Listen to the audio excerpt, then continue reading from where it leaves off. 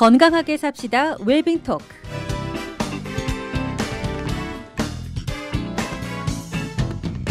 네, 이제 완연한 가을입니다. 그리고 단풍의 계절이 찾아왔습니다.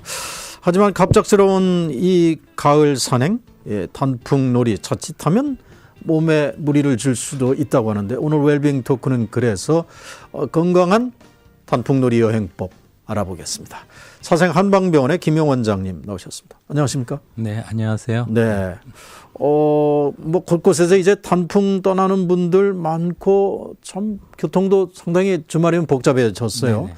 자, 요즘 문제되고 있는 미세먼지, 이것도 참 목이 깔깔하고 눈도 따끔따끔합니다. 저만 해도. 네. 단풍놀이 갈 때도 이거 조심해야 될 것 같아요. 네, 보통 황사나 미세먼지 하면은 연초나 봄철에 보통 많이 유행을 했는데요. 네. 올해는 가을에 가뭄이 좀 심해지면서 이 미세먼지가 이 가을 단풍을 좀 방해하고 있습니다. 이 미세먼지라는 것은 이게 몸에 자꾸 이렇게 쌓이면 이물질이라든지 병균 이런 걸로 인해 가지고 염증이라든지 네. 기침이라든지 천식을 많이 일으키게 되죠. 네.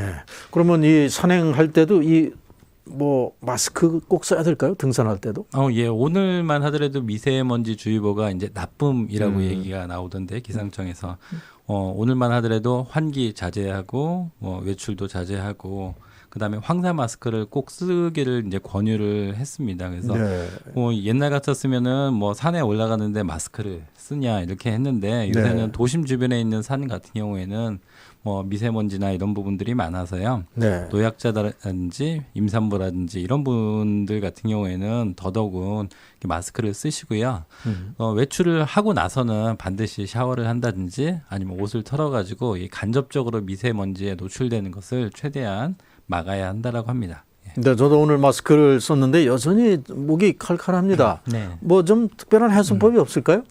그러니까 원래 이 마스크를 쓴다고 해도 항상 이렇게 칼칼하고 하는 거는 네. 우리가 폐가 건조해서 나타나는 부분들입니다. 원래 폐는 윤기가 있고 촉촉해야 이물질을 배출한다든지 균을 배출해가지고 염증이라든지 이런 부분들을 많이 없앨 수가 있는데요. 네. 그러니까 평상시에 그 물을 좀 자주 마시시고요. 그 다음에 네. 이제 주변에 있는 환경에 이제 가습. 그러니까 습도를 조절하는 것도 굉장히 좀 중요하시고요. 외출하고 난 다음에는 입을 좀 헹구시는 거 이런 것만 하더라도 칼칼하고 목이 이제 폐가 건조하는 걸 어느 정도는 막을 수 있습니다. 저는 특별히 이 네. 도라지청을 네. 물에 섞어서 마시는데 이것도 많은 도움이 되는지 모르겠네요. 네, 도라지청 많이 이제 도라지는 이제 폐에 네. 그 윤기도 주고 폐를 네. 이렇게 보호한다고 보통 얘기를 해서 네. 이제 목이 만에 염증이 있다든지 목이 칼칼하신 분들한테는 좋고요. 네. 더더군다나 이제 배즙.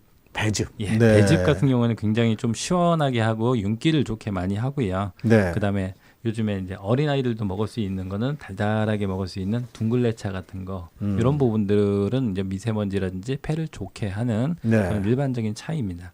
자, 단풍놀이 즐거운 산행 갔다가 119가 출동하는 이 사례, 이 응급 환자를 싣고 가는 경우도 흔히 보는데, 이게 특별히 추락 사고가 아니지만 네. 중간에 뇌졸중이라든가 이런 응급 상황도 많이 발생하는 것 같아요. 네, 특히 가을이나 그 단풍놀이 갈 때쯤이 보면 온도차라든지 기온이 좀 차이가 좀 많이 나는 경우가 있습니다. 산속이면 더욱더 그런 걸 네, 많이 그렇습니다. 느끼게 되겠죠. 그래서 좀 따뜻한 데 있으면 그것이 발생을 안 하지만 약간 춥거나 이러면 혈관이 수축을 하기 때문에 특히 네. 몸에 있는 혈관도 있지만 뇌혈관이라든지 심장 주변에 있는 혈관들이 수축을 해서 네. 갑자기 심장에 무리가 간다든지 아니면 뇌에 손상을 좀 받는다든지 이런 상태가 돼서 갑자기 졸도를 한다든지 네. 아니면 갑자기 심장에 이상이 생겨서 갑자기 응급차에 실려가는 경우도 있습니다.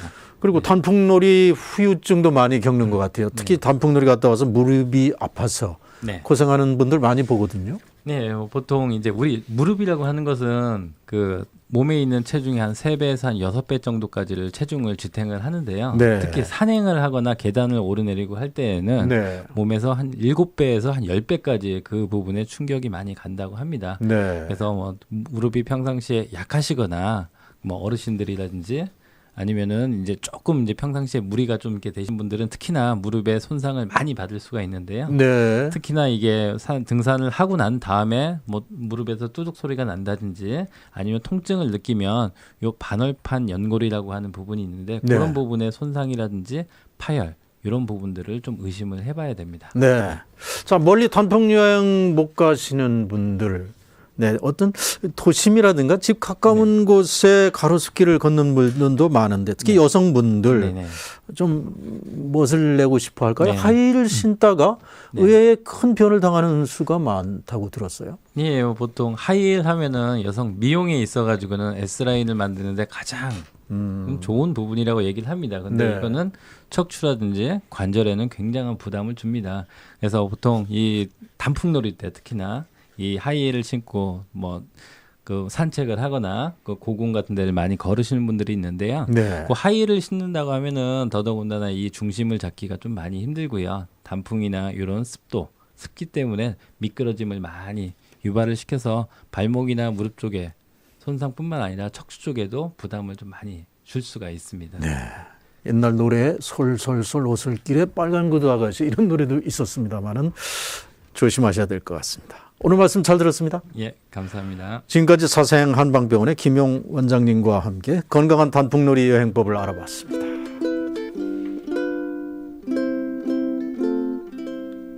양양이 부르는 노래 제목은 단풍입니다. 저는 잠시 뒤에 4부에 돌아오겠습니다. 가을이 오는 것은 순간이었지.